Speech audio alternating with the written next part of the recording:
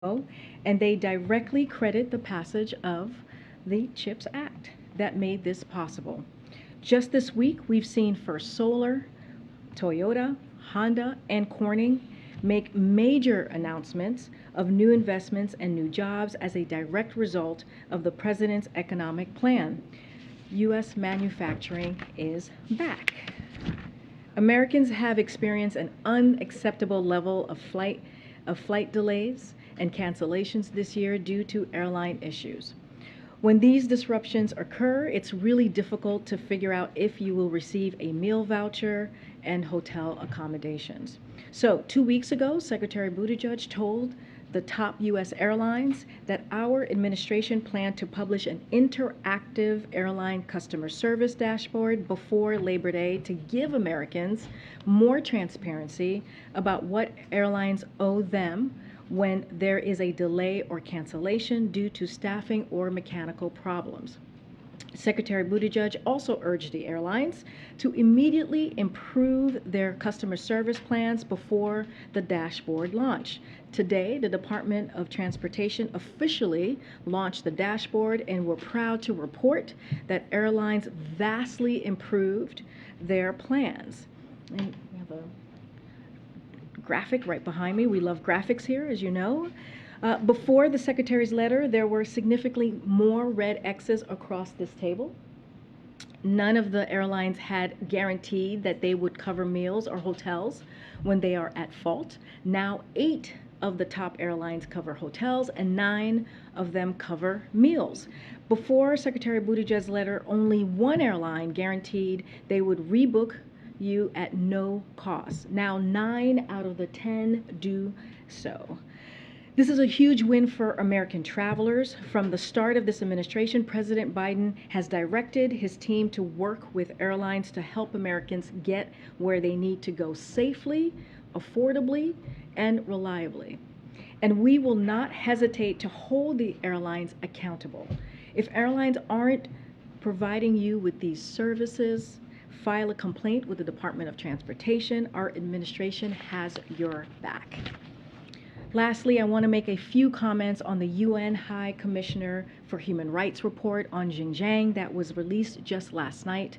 The United States welcomes this important report, which describes authoritatively the abhorrent human rights treatment of the Uyghur and other minority communities by the People's Republic of China government. The report deepens our grave concern regarding the ongoing genocide and crimes against humanity that China is perpetrating. Our position on the atrocities in Xinjiang has been clearly demonstrated with our words and in our actions.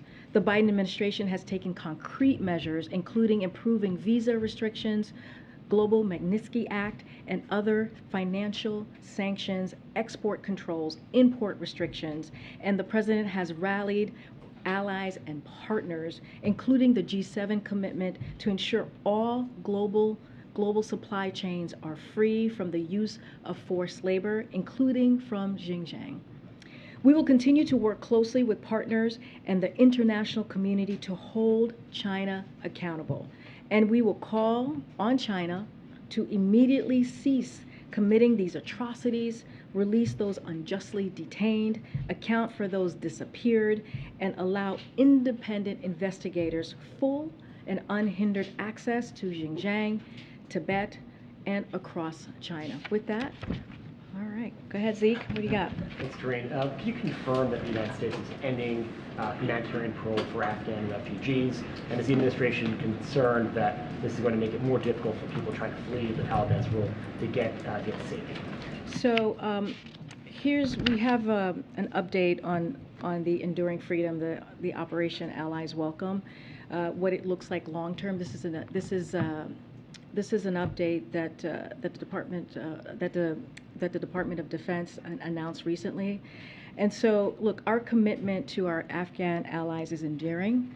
We have welcomed nearly 90,000 Afghans to our country over the past year and have been providing relocation assistance over the past year as well. As part of our efforts to continue to welcome our Afghan allies, we are adopting a new model where Afghans arrivals will travel directly to the communities where they will be moving with the help of refugee resettlement organizations without a safe haven stopover in the United States. We have also been pivoting toward welcoming Afghans from visa programs that have long-term durable status, such as the Afghan Special Immigrant Visa, the SIV program, SIV programs, as you hear us call it, and refugee admissions programs, so that Afghans who are looking to resettle in the United States will remain with an immigration status that provides a path to long-term permanent residence rather than a temporary status, which is what is provided through humanitarian parole. At the same time, we have been undertaking substantial effort to improve our relocation efforts, working to make them more efficient. We are developing a system to help Americans with family members in Afghanistan, as well as Afghans who have arrived in the U.S. over the past year, bring their family members to the United States. So we're going to continue to improve the SIV process and have substantially increased the number of staff processing SIV application by more than 15-fold since the beginning of the Biden administration. So this is important to us. This has been a priority, and that's how we're going to make this process work a little bit better. The question, though, of is the administration concerned that this process, by sort of pushing people to that longer-term residency visa program, that's going to make it more difficult for people who are just trying to get out, that the purpose of the parole was to allow people to get to the United States, get to safety quickly. So we know that many of our allies in Afghanistan remain under threat in the country. So we are putting the infrastructure in place overseas to increase the pace of our relocations, and we have made a number of process improvements to refugee and SIV immigration process that should make this faster. So we believe it's going to make this faster. We believe this is an improvement in the process, and this is a commitment that we continue to have.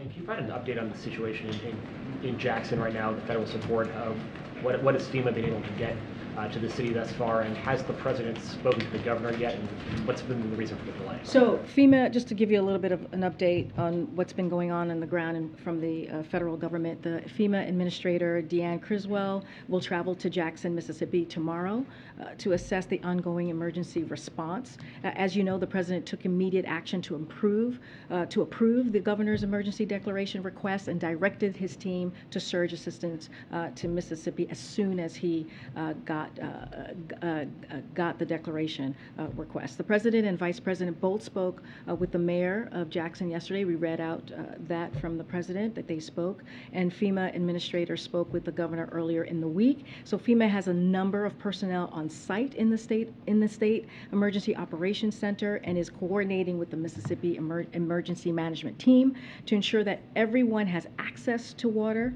The EPA also has a subject matter expert on the ground to support the emergency assessment of the Jackson water treatment plants. The agency is also working to expedite delivery of equipment needed to repair Jackson's water treatment plant. So we are doing everything that we can to make sure that we're helping the people of Mississippi.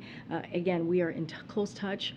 We have had multiple conversations with the governor, and clearly we read out our conversation with the mayor, and we'll continue to have those open lines. And lastly, for me, you mentioned the UN report on Chinese genocide in Xinjiang. The administration has been planning a phone call between the president and President Xi. A meeting between President Biden and President Xi in the coming weeks or months. Why is now the time after this report the time for a meeting between these two leaders to take place, given Chinese atrocities? Wait, say that one more time. You're saying why shouldn't we have this meeting? You're planning a meeting right now. Do you plan to go forward with that after this report? I don't have anything to read out about an upcoming meeting or anything like that, any specifics of a meeting that the president could potentially have with President Xi. I just don't have anything to share. But there's been no change to the plan after they spoke on the phone a couple of weeks ago that they were planning to meet in person. That process is still underway? There's just nothing for me. There's not a process that I can speak or share with you at this time. Thanks. You guys had talked about the president's speech tonight as One that's about the continued battle for the soul of the nation. Republican House Leader Kevin McCarthy said this morning that the president does not understand the soul of America. Since we're a year and a half into this presidency and the country is still so divided, could McCarthy have a point? So let me say a few things about the response to Kevin McCarthy, and it comes from himself, like what he said on January 6th, after January 6, 2021, 1 week after the January 6th insurrection. I'm sorry, January 13th, and he said the violence, destruction, and chaos we saw earlier was unacceptable. He said this on January 13th of 2021. It was undemocratic. It was un-American. We all should stand united in condemning the mob together. And then he said, the president bears responsibility for Wednesday's attack on Congress by mobs, rioters. He's speaking about the former president. The president strongly agrees with Kevin McCarthy on the January 6th comments and the January 13th, 2021 comments, and does not find the comments that Kevin McCarthy made then to be divisive in the least, but rather aligning with fundamental nonpartisan mainstream American values that we uphold the rule of law, reject political violence, and condemn violence against law enforcement. And that's what we're talking about when we're talking about protecting our democracy, when we're talking about fighting our democracy. Those were the words of Kevin McCarthy. And the president agreed with that Kevin McCarthy. He agreed with the Kevin McCarthy of January 6th. He agreed with the Kevin McCarthy of January 13 of 2021. And what we hear from him, of course, is a change of heart, and even formally punished fellow Republicans like Liz Cheney, who've had the courage to consistently tell the truth about the attack on the rule of law and the law enforcement that day, and continuing to the threat to democracy that these extreme conspiracy theories represent. That is what we're talking about. And as far as what the president is going to say tonight, we've talked about this. When he talks about the soul of the nation, this is not a topic that is new to him. If you followed him throughout this administration, also through the campaign, this is a topic that he has talked about for some time, since 2017. And this speech, just to give you a little bit about what the speech is going to be about, it's going to be optimistic.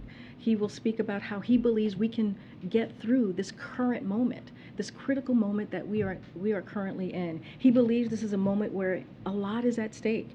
You'll hear him talk about the core values of what is at the stake in this moment, and how he is going to continue to protect equality and democracy. He will also talk about in a very direct way about what he sees as a threat at this moment in time. Basically, what Kevin McCarthy said on January 6, 2021, what Kevin McCarthy said on January 13, 2021, the threat of our democracy, that insurrection, that mob that we saw come down on the Capitol. Just two quick follow-ups on that, though. You're talking about Kevin McCarthy from that day. We've obviously seen, like you said, a pretty big change of heart from Leader McCarthy, who has since really distanced himself from any investigation into January 6th, really stood lockstep with the former president. So I guess I'm asking about, what's the president's relationship and thoughts about Kevin McCarthy today? Does he have a relationship with him? I mean, he could very easily become the next Speaker of the House. Does he talk to him? Does he view Kevin McCarthy as one of these MAGA Republicans who's a threat to democracy? Here's what I'm going to say. I've already laid out what we think about Kevin McCarthy. We're not going to go into any more specifics on that. This is what we're talking about tonight, is what the president's going to deliver to the American people, and why it is important why he sees it's important to have this conversation, why it is so important to talk about what is at stake at this moment. When you ask me about the mega agenda, especially as it relates to Congress, as it relates to elected officials, it is one of the most extreme agendas that we have seen, and it is a part of the it is the extreme part of the Republican Party. And we're talking about, they want nationwide ban on abortions. They want to give tax cut to billionaires and corporations while raising taxes on middle-class Americans. They are threatening political violence, and they are attacking our democracy. And so the president is going to take this time to talk to the American people, who majority agree with him on. and talk about, how can we continue to fight for our democracy and do it in an optimistic way. Take that moment to give people hope, because this president believes that we can turn this around. Thanks, Karine. Is tonight a political speech? No, it's not a political speech. This is an opportunity, again, for the president to directly have a conversation with the American people. Look, he's going to talk about, of course, he'll talk about the importance of engagement. He'll talk about voter participation. But this is a speech about such a broader subject. What it means to be a democracy and what it means to participate in our democracy, given where we are as a nation. And he believes the stakes are very high, and that is important to go out and articulate what those stakes are and why it's important for people to participate in their democracy. And at the end of the day, why it is worth fighting for. And that is what he's going to talk about tonight. That's what you're going to hear from him. And again, it's a broader subject about this moment that we're in currently. Democrats and people on the left are pretty happy about the more aggressive tone they're seeing from the president and from the White House. But you're also facing some criticism, which has been brought up, that this aggressive tone is also stoking the divisiveness that he's trying to heal. Any concerns about that? The president's never going to shy away from calling out what he sees. And I said this yesterday, and I'll say this now. I'm assuming the divisive tone is coming from whom? From the right. From the right. So, look, we understand we hit a nerve. We get that. We understand that they're trying to hide. And we understand that ultra MAGA office holders want to play games here and dodge accountability for their extreme proposals and actions, but they're just telling on themselves. Look, the president has always squarely targeted his criticism on elected leaders. This is about what they're doing in Congress. Those extreme MAGA Republicans, those who hold office. The first time that the president said ultra MAGA was about Rick Scott's radical plan to raise taxes on millions of middle-class Americans and put Medicare on the chopping block, put Social Security on the chopping block. I just mentioned national abortions, that ban that these MAGA Republicans want to do. It is important to call that out. And let's not forget, when you think about Medicare, when you think about Social Security, those are popular things. When you think about Roe and protecting women's right to choose, those are, majority of Americans support that. So so that's what we're talking about here. We're talking about agenda that is not popular. We're talking about agendas that is incredibly extreme. We're talking about an agenda that is not in line where majority of Americans are. So yeah, the president's going to talk about that, and he's not going to shy away. But again, this is going to be about a speech that will be optimistic, that will talk about participating in our democracy and how important it is to do that, and how important it is to continue to fight. Just one quick Russia question. Does the White House have any intelligence or reaction to the death of the chairman of Lukoil, the second largest oil producer in Russia? He'd been a critic.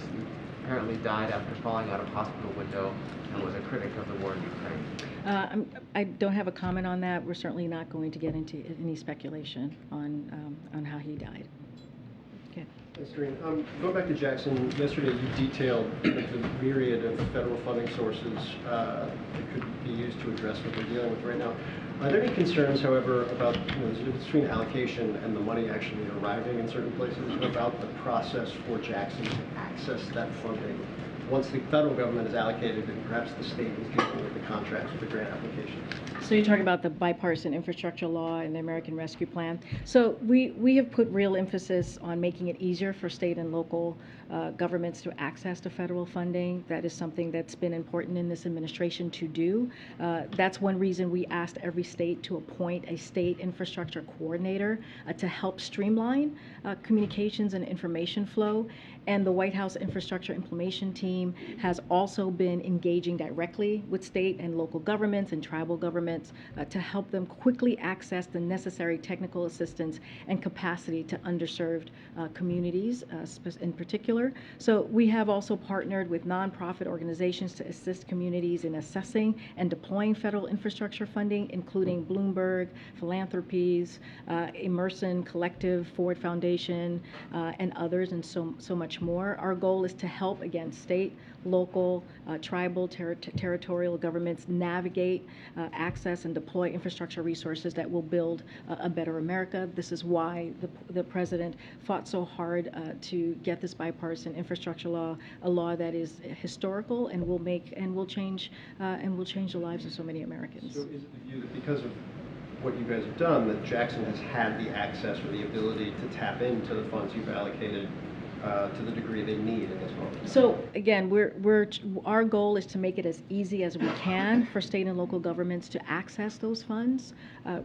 We have an implementation team, as I just spoke about, and we're going to continue to work with state and local governments. There's also not-for-profits on the ground and other organizations that we will work through, and our hope is to make sure that the people of Jackson have what they need. And again, we've been in constant communication these past couple of days with the mayor of Jackson, with local officials. The director of FEMA, Griswold, will be there tomorrow. So as you have seen us in times like these, when there is catastrophe, sadly, in these states, the federal government has acted quickly in order to help the people in that community, in that state. And then one more quick one, just with Jobs Day coming up, it may sound a little bit paradoxical, but stick with me here. Given the robust kind of aggressiveness of the Fed chair in Jackson Hole, is there any concern that perhaps a better than expected jobs report will create an economic response from the Fed that drives something that the White House does not want? So as you know, Phil, we don't comment on what the Fed is going to do. Part of our fighting inflation, the plan that the president has put forth, is to give them their independence to make the monetary decision to deal with inflation that we see across the country. And again, we believe like they have the best monetary plans, policies to make that happen. As it relates to the jobs report, I spoke about this a couple times already. Look, I don't want to get ahead of the numbers tomorrow. We have been very clear that we see that the economy is in transition after a historic economic growth that we saw last year, and we believe that we can continue those gains. But again, we're in a transition into a more stable and steady growth. We believe we won't see those 600,000 numbers that we have seen for some time, and that number is going to cool a little bit. You've heard us say that, and so that's our anticipation, which we think is where the economy is going. But again, we have a strong labor market, which is important. Consumer spending is up. We see business investing. All of those things are critically and important, and so we're going to look at all the economic data, but certainly I'm not going to get ahead of the jobs numbers for tomorrow. Thank you. I just want to circle back to the Afghan refugees. So, just is anything being done for Afghan allies or those who have sought to come to the United States who already filed for parole and are currently waiting in the backlog of applications? And to be clear, are there only options now, as well as anybody trying to flee Afghanistan and come to the U.S., either SIV or the refugee program? And I have a follow-up. Oh, sure. And as you know, there's the act that is in Congress that we have been really working, that the administration continues to support the passage of the Afghan Adjustment Act to provide Afghans who have come to the U.S. through Operation Allies Welcome, which is what I talked through a second ago, and a pathway to durable immigration status. So there is that pathway as well that we're going to continue to work with Congress on. I'm sorry, but that they would need an approved application. Oh, absolutely. I just wanted to make sure that I stated that as well. Look, as of August 9th, just to give you some numbers here, over 17,000 individuals have submitted all documents required to apply for Chief of Mission review or are beyond the Chief of Mission stage. We are working to process those as quickly as possible and welcome them into the United States. So this is something that we're working on pretty regularly. This is important to the Department of State, and so the Afghan SI program remains active, and the state continues to receive and process new SIV applications as expeditiously as possible. As part of our efforts to improve the program, we have cut the average COM review time to 6 of what it was under the previous administration, from 510 days in June 2020 to 82 days in June 2022. I don't have the specific numbers as you were asking about the backlogs, but we are quickly trying to move that forward, to move that through. And again, we have welcomed nearly 90,000 Afghans into the country thus far. You just referenced, though, is the SIV application. Yes, it is. backlog. It is. So, but my question is, for those who have filed an application for parole, the Oh, program which I'm is so now sorry. ending, Yes, I hear what you're saying. will they still have a chance to get parole, or are they basically, should they ditch that, just forget about the fact that they're in that pipeline and try to refer to? That's a very good question. I would refer you to the Department of State on the parolees and where the ones who are kind of in that process and where they are going to ultimately be and what their options are. I don't have that Just specific with lastly, me. the two programs you referenced both still have years-long backlogs, even with the movements that you were just describing to increase staff. Does the Biden administration think that at this point, for somebody who's trying to flee Afghanistan and they're pursuing either SIV or the refugee program, that there's actually a realistic chance that they could make it through the pipeline within, the end of this presidential term? We're going to do everything that we can to make sure that we take care of the families, the American families that are still in Afghanistan, and also our friends and allies in Afghanistan as well. So we're going to do everything that we can to make it happen. I know Department of State has been on top of this. They have been working through this for some time now, and so this is a priority of ours, for sure. Yeah. Thanks. If we could go back to tonight's speech, you said the president is going to speak in a direct way about what he sees as a threat. Does that include former President Trump? Will he mention the former president by name or any Republicans? So, look, I've said this before, the president's never going to shy away from talking about his predecessor. He hasn't. I'm about to answer your question, so give me a second. But it's not a speech about the former president or about a single politician or about a political party. It's about the American democracy, which is what I've been trying to lay out here. This is so much broader, so much bigger than any one party, than any one person. And it's an optimistic speech, again, about where we are as a nation and where we can go. And it's about the fundamental struggle around the globe between autocracy and democracy, and how democracy is a critical foundation for this country to move forward, and about what we can be done right now to beat back the forces that are threatening us. And so he's been working on this for a while. He's been thinking about this speech for a while. He's talked about Soul of the Nation. The first time you heard him do that was when he wrote an op-ed in The Atlantic back in August of 2017. So this is nothing new to him. He feels it is his responsibility to bring American people together and to answer a fundamental question about what kind of nation we are going to be. And that's what you're going to hear from the president tonight. Again, he's been thinking about this for some time. This is not a new subject or topic for him. But if that includes things, as you were saying to one of my colleagues' questions, concern about this MAGA Republican, this extremist agenda, and that's something he's going to talk about tonight. How is that not a political? Well, I said he's not going to shy away from that. Of course he's going to talk about voter participation. Of course he's going to talk about getting Americans to get involved and participate in this effort to fight our democracy. That is something that he is certainly going to talk about. But what I'm trying to say is this is a broader speech, and you'll hear from him directly. This is not about one political party. It is not about one person in politics. This is about what we are going to do as a country to continue to fight for our democracy. Again, something that he has talked about for some time, and that's what you're going to hear from him. If you followed him through the campaign, if you followed him through the administration, this is not new, and he will speak directly about that, directly about the current events. But again, he's not going to shy away from the extremism that we see today. But again, there's a broader component of the speech, and you'll hear about that later this evening. Yeah. Thanks, Karine. On this Russian oil cap, the U.S. is trying to get that in place before EU sanctions go into place in December that would ban seaborne shipments of Russian oil. If the oil cap fails, what's the level of concern inside the administration that those EU sanctions can drive up the price of oil and reverse all of the gains that you all have been touting for the past few So, months?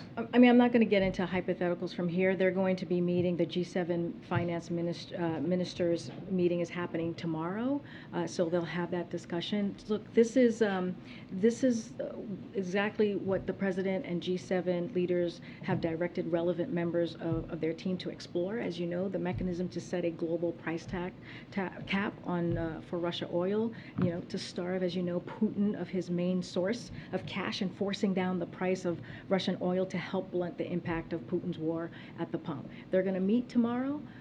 As I said, the finance ministers, the G7 finance ministers meeting, and we'll see what comes out of that. Don't want to get ahead of that meeting, which is happening tomorrow. Would the U.S. consider lifting its ban on imports of Russian oil if the price is capped? I'm just not going to get ahead of a meeting that's happening tomorrow. Yeah, Tim. Yeah, thank you.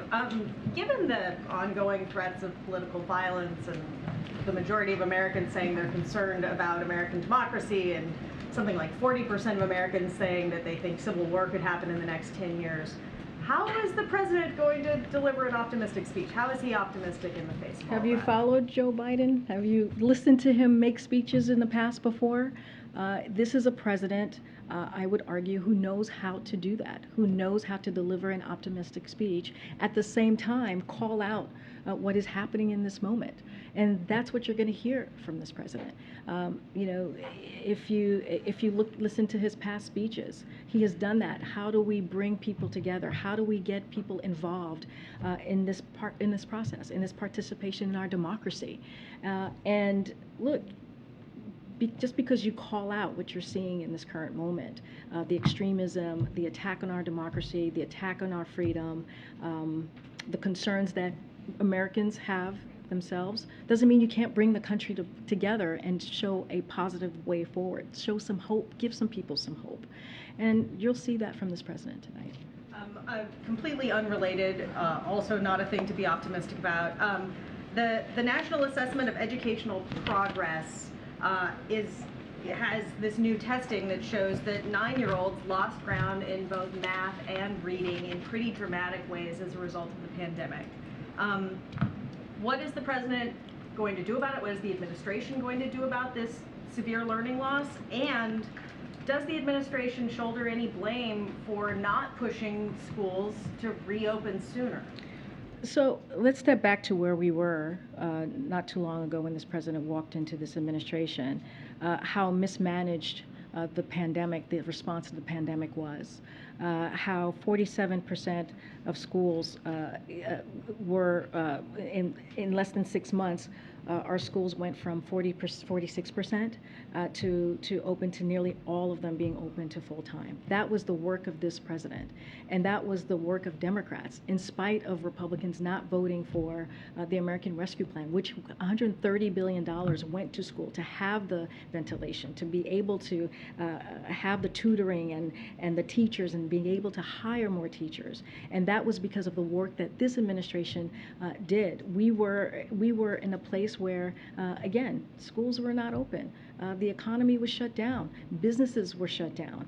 And what we have seen is, you know, we've seen the numbers, but I think that's what we see. That's how we saw it. It shows you how mismanaged the pandemic was, and how the impact of that mismanagement had on on kids' progress and academic well-being.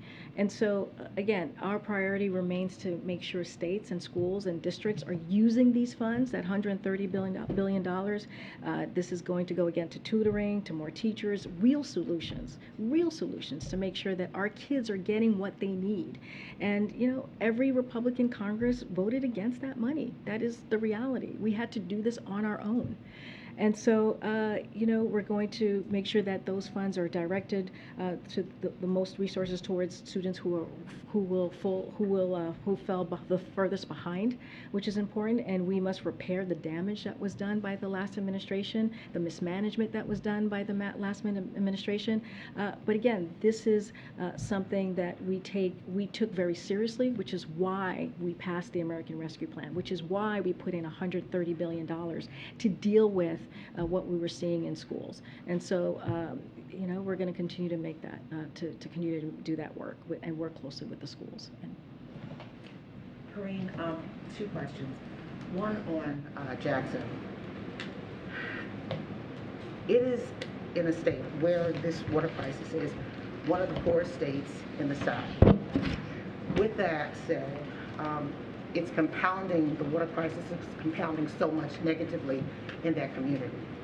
And I remember during the Bush years, during Hurricane Katrina, New Orleans was set aside as a special case, as well as Detroit was set aside as a special case for them to work on revitalization, a renaissance, if you will. Is Jackson one of those places that this administration would hold in that kind of category?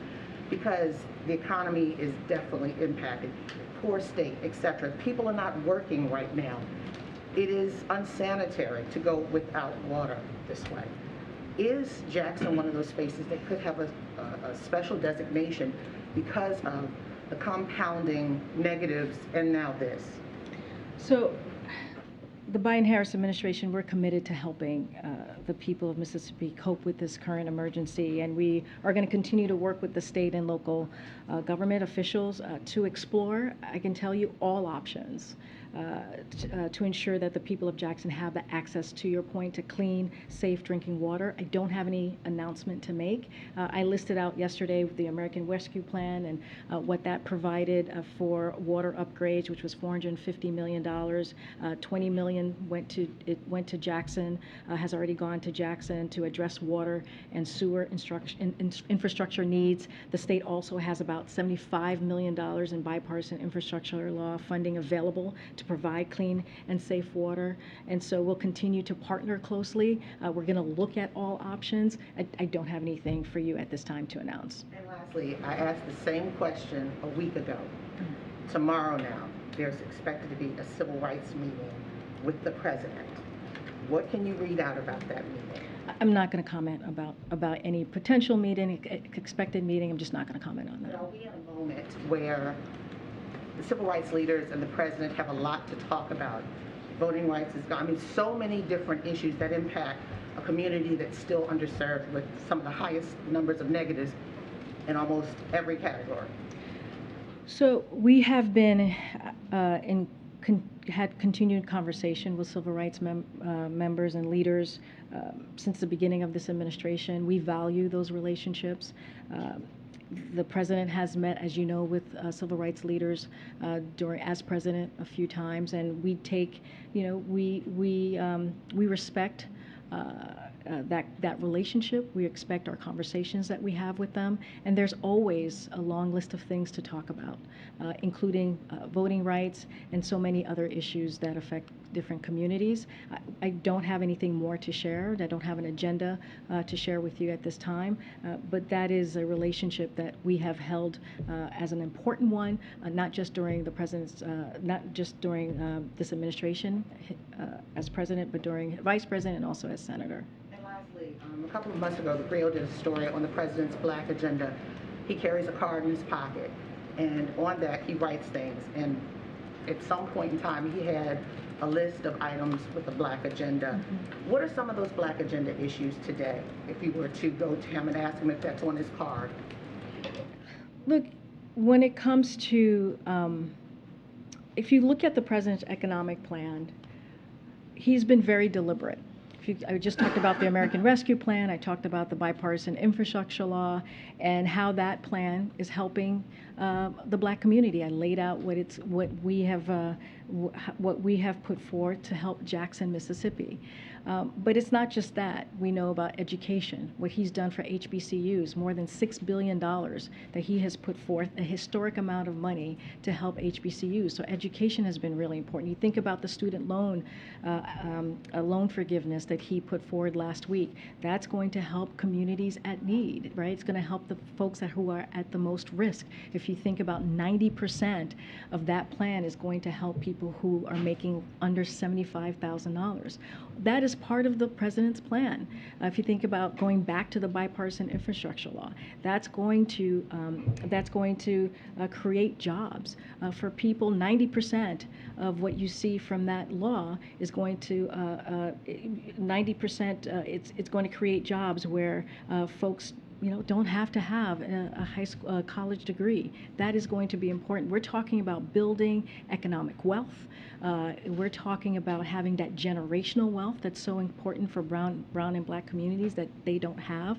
That's what the American Rescue Plan does when it helps start small businesses, for folks to start small businesses so they can develop that generational wealth. All of those things are part of what the president has worked on to make sure that he's building the economy from the bottom up and the middle out. So he's going to continue to do that work.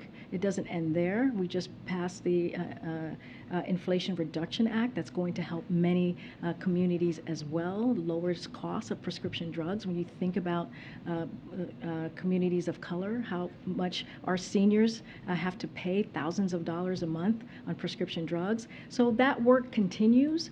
It doesn't end. It doesn't end there. But we would say that there's been so much historic effort, historic legislation that's been done under this administration that's going to help many communities, including the black community. I'll come back down. Go ahead. More on the soul of America from the back. I'll come in the back. Go ahead. What do you think the president's message tonight is for Americans who consider themselves Republicans or may still support the former president? Is there something in the speech directed to them? Well, look, the president really does believe that this, that what he's going to talk about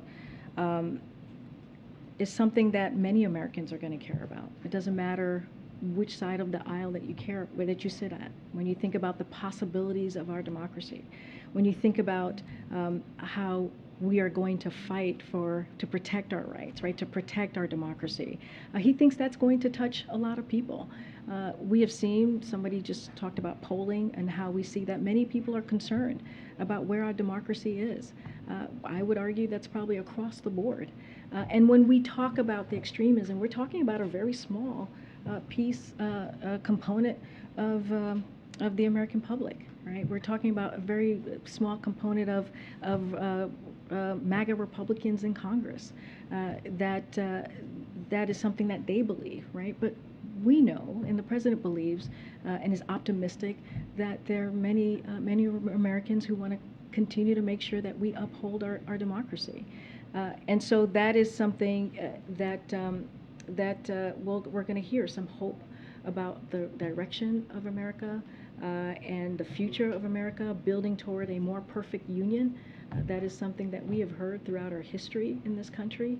And so he's going to speak directly to them. He's going to make the case. He's going to be optimistic. He's going to lay a path forward.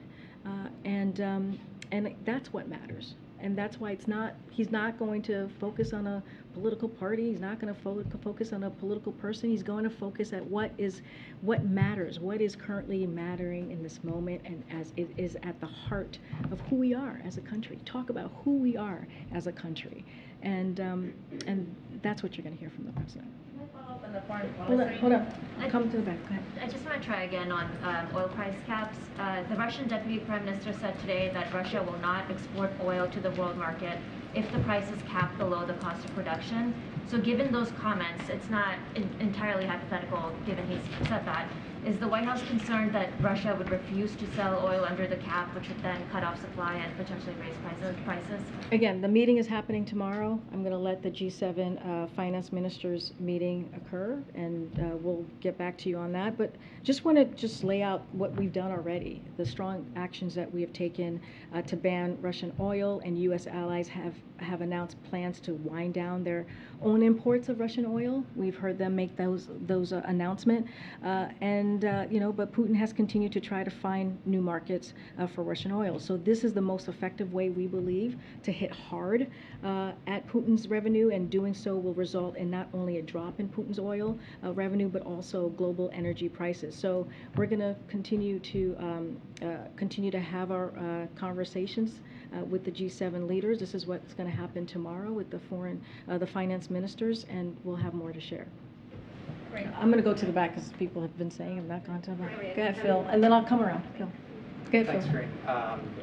Returning to our discussion yesterday, following up on some of the things that you said today, I just want to clarify, does the President believe that the effort to restrict abortion, to restrict that freedom, is semi-fascism? Say that. How is this connected to yesterday? I'm just trying to think. So in terms of extremism, the extremism conversation that we were having yesterday, does the President believe that the effort to restrict abortion, whether it's at the local level or the federal level, to restrict that freedom, does he believe that that is semi-fascist? I mean, he was very clear. He was very clear that mega Republicans in Congress have an agenda that is extreme, and that's what you hear from them. The national ban on abortion is extreme, and also is not in line with where a majority of Americans are. It is just not. It is taking away people's rights. It is taking away people's freedoms, and he believes that is an extreme agenda. You've heard that from him directly. I don't even need to confirm that from here. He's actually talked about how extreme it is when we saw what was done with the Dobbs decision on June 24th, to take away a right that people had for 50 years, a constitutional right for 50 years, that women had to make a decision for themselves on their health care. And so, yeah, we see that as extreme. So, but I'm trying to figure out which bucket in particular to put it in, because the administration, as well as the President, has used different language here. There's extremism, and then there's also the semi-fascism moniker that he used. I mean, this is an effort that's been around for a long time. Does he believe that this movement, working through whether it's the state legislature or Congress, is in either of those buckets? When we talk about semi-fascism, and you talk about the attack on our democracy, that's what we're talking about, right? An attack on our democracy. That's what we're seeing. Attack on our freedoms. That's what we're seeing from the MAGA Republicans in Congress. That is what they're doing. That is, when you're talking about inciting violence, that is an attack on our democracy. And when you see a mob that is attacking the Capitol, and you don't call that out, or you call it out one day and then change your mind another day, what message are you saying about our democracy? But specifically with regards to limiting these freedoms, I guess my question is, the Supreme Court created this space for the anti-abortion movement at the state level, and also perhaps at the federal level, to try and restrict this freedom. Where do they fit into all of this? How would the President describe them after that decision? Were they just extremists, or were they, part and parcel of a semi-fascist? Look, here's what I'll say.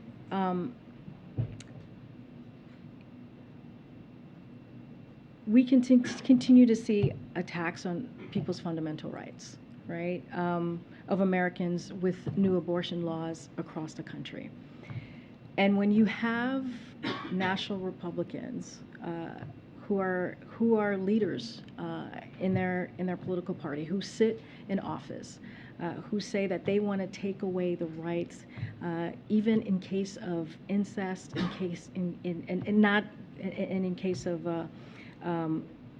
rape, and taking away a woman's right to make a decision on her body, that's extreme.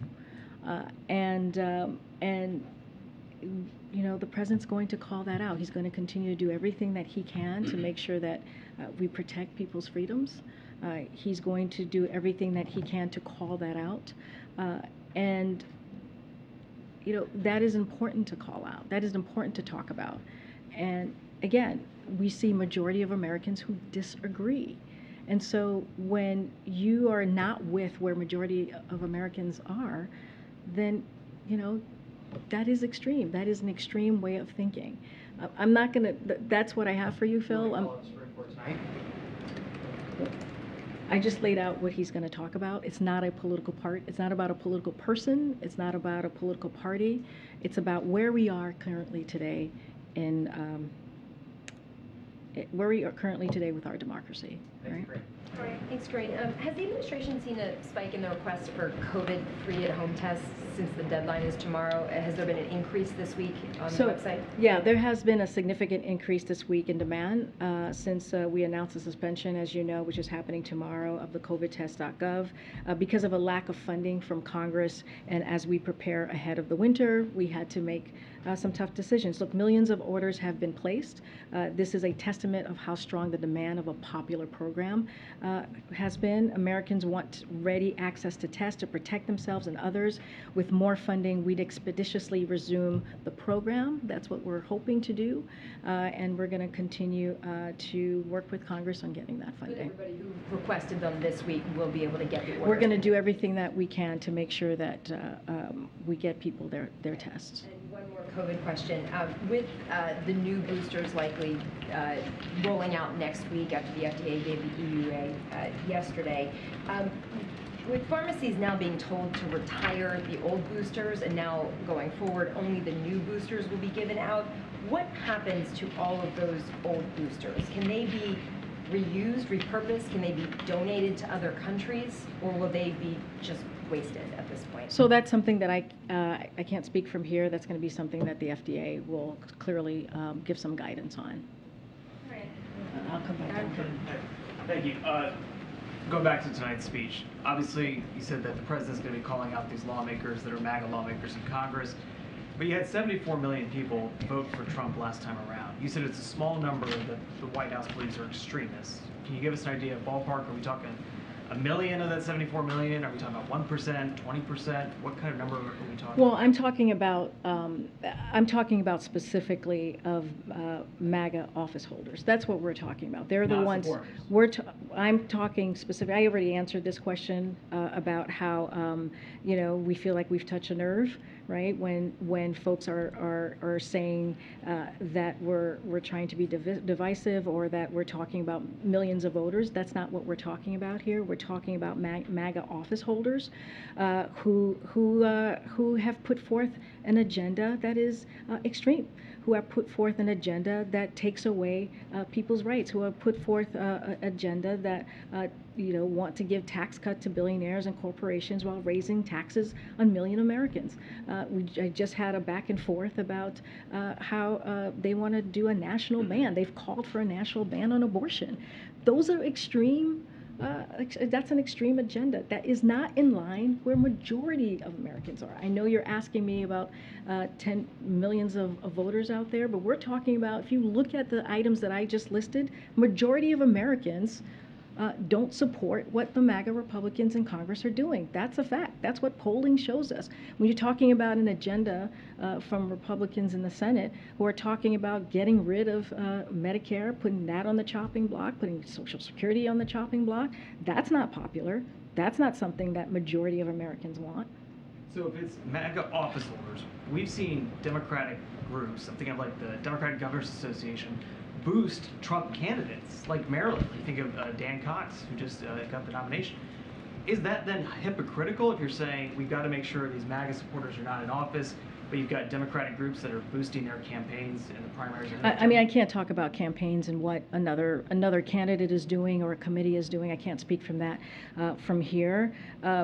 Look, I can say this: the president has always been clear. There are going to be people who disagree with his programs and legislative priorities, and that's what democracy is all about. Like, we understand that, right? But people accept elections and we move forward as a nation, right? But there is a growing number of people who refuse to accept the results of free and fair elections, people who actually openly talking about subverting elections in the future. This is not a speech where he's going to tell people to vote for one party or the other. That's not what he's going to do.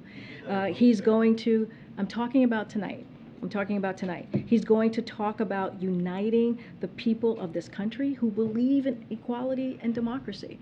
And this is about bringing people together who believe in America. That's what the speech is going to be about, and that's what he's going to focus on. And obviously, there's been a lot of focus on previous speeches, previous comments, one in Maryland the other day. Is it only on the far right that deserves to be called out, or are there elements of the far left that also deserve to be either scrutinized or lectured? Look, I just laid out, there is going to be some people who agree with him and who disagree with him. Whether it's legislative initiatives or programs, that's going to happen. But what we're going to hear from him is how to move the country forward. That's going to be the focus of the speech tonight. It's going to be optimistic, it's going to be hopeful, but it's also going to lay out what's going on currently in this moment. That's what you can expect from him tonight, and we're going to try and see how we can move this country forward. Last one for me is, he's going back to Pennsylvania tonight. He's going on Monday for Labor Day. He's doing Wisconsin. Everybody here's been asking about Mississippi. No plans to go see what's going on the ground? I just said the FEMA administrator. What about the president? I just said the FEMA administrator is going there tomorrow. That's going to be important. She is the administrator of FEMA, one of the most important agencies as we're dealing with this catastrophe that we see in Jackson. That is not unusual. That is not new for her to be the first one on the ground to make sure to get a sense of what's happening and what is going on. We have the EPA who's also involved, the EPA agency who's also involved as well. The president's going to continue to have conversations with local governments, the local elected officials in the state, and our team is going to continue to do that. I just don't have anything else to preview, but it is not unusual, right, to have the FEMA court. First and then the president. I'm not saying that. I just said I don't have anything to preview, but it's not unusual for her to go down there, as you've seen with where we have other catastrophes, sadly, across the country, and FEMA takes action, and then it take the lead. Karine, can I have a follow-up on this speech, please? Yes, go ahead. Thank you. So you mentioned autocracies and democracies will be part of the theme that the president will touch on today. Does that mean that he's returning to the kind of foreign policy theme that he's often highlighted in the beginning of his administration? Will there be a foreign policy component in the speech, and will he mention specific countries? I'm not going to get ahead of the president. I just laid out it's going to be an optimistic speech. It's going to be about where our country is currently and fighting for our democracy, how we're going to move forward, and also how Americans can also participate in making sure that we protect what's important to us as a country. You did mention there's going to be autocracies. Yep, I said he'll talk about that, but you're asking me specific things. I'm just not going to get ahead of the president. I just laid out what he believes he wants to talk about tonight, what he believes this moment is all about. Remember, we're going to do this at Independence Hall, which is a historic place to do this speech. So this is an important moment, doing it in prime time, making sure that he connects with the American people. And again, this is something that we believe majority of Americans care about. And so you'll hear from the president tonight. Just another follow-up on Afghanistan from my colleagues. I understand the focus now is on the SID program, but just to follow up on a more brief note, I think earlier this month, I believe August 5th, you said that the withdrawal anniversary is an opportunity to honor the lives that we lost and recognize the lives that we saved, and how we are on a stronger strategic footing now that we've ended the war. And so it seemed at that time that the administration was, at least, to me, and correct me if I'm wrong, planning to mark the event in a way that would highlight those issues that you mentioned at that time. But instead, we have this narrow statement from the president, not on the withdrawal itself, but on the anniversary of the Kabul airport attack. So can you explain the thinking behind that messaging strategy? And could you please respond to the criticism that the administration's goal here is to downplay the withdrawal anniversary and kind of just put it in a rear view mirror as soon as possible? I'll say a few things. We remain committed to supporting the Afghan people, and we are proud to be the largest single provider, just to remind you all, of humanitarian assistance to Afghanistan. We are working closely with the United Nations and other partners to provide the assistance directly to the Afghan people without benefit to the Taliban. We will remain vigilant against any terrorist threats, as we demonstrated in July when we took out the leader of Al-Qaeda. We will continue to prioritize relocation effort for our Afghan allies and welcome our Afghan allies to the United States, since our commitment to them is enduring. And we will continue to press the Taliban for the safe release of Mark Farrix and to respect the human rights and fundamental freedoms of all Afghans, including women and girls. That is our goal. That is our commitment. That has been our commitment for more than a year now. And again, we are committed to supporting the Afghan people, and we will do everything that we can in what I just listed. I'm going to keep going. I'm going to keep going. I'm going to keep going. Go ahead. Thanks, Karine. So you read at the top of this about the president's statement on manufacturing and announcement of those new jobs. When will those jobs materialize?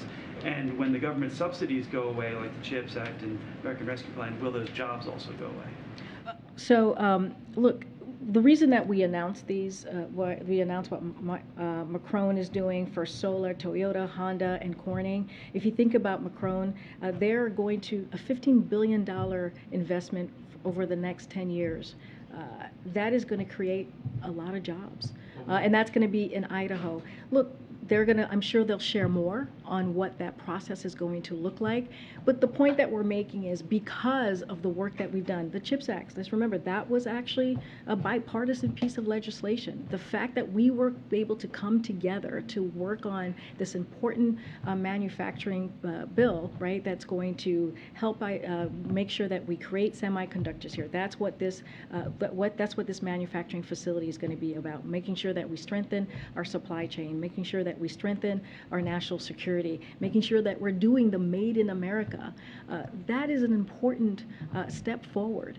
And so they'll provide more information, but certainly $15 billion that they say that they're going to invest and create their first manufacturing to deal with semiconductors, that's an important step forward, and that's because of the work that this administration done, and that's why we highlighted it. One more quick one. So I want to ask you about campaign promises. Well, candidate Biden said he would end the fossil fuels industry. Then he went back and said that he's not going to end all fossil fuels.